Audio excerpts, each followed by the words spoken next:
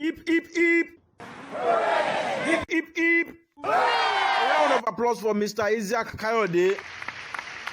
Sir, every 18th of August is your birthday, okay? Ladies and gentlemen, the live band have been so wonderful with their exuberance in music. Please let the celebrant have some fun wherever he is.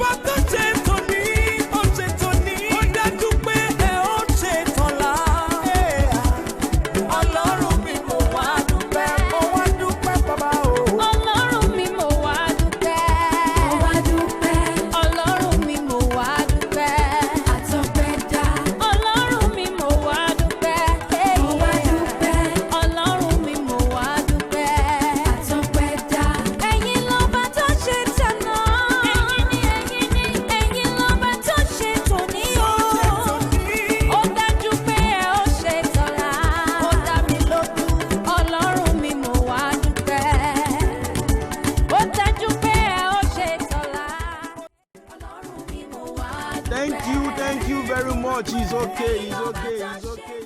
He's okay. There is a message from Mommy FTT and the children.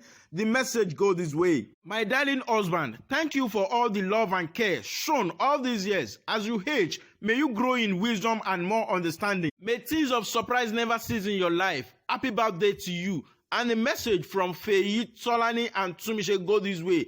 Dad, thank you for being that Superman in our life. You always make us feel so special with your love and care. We want you to know you are truly an inspiration, a friend, an encouraging father. May your wisdom never be once upon a time. May the goodness of the Lord be with you now and forevermore. Happy birthday to you, sir. Thank you.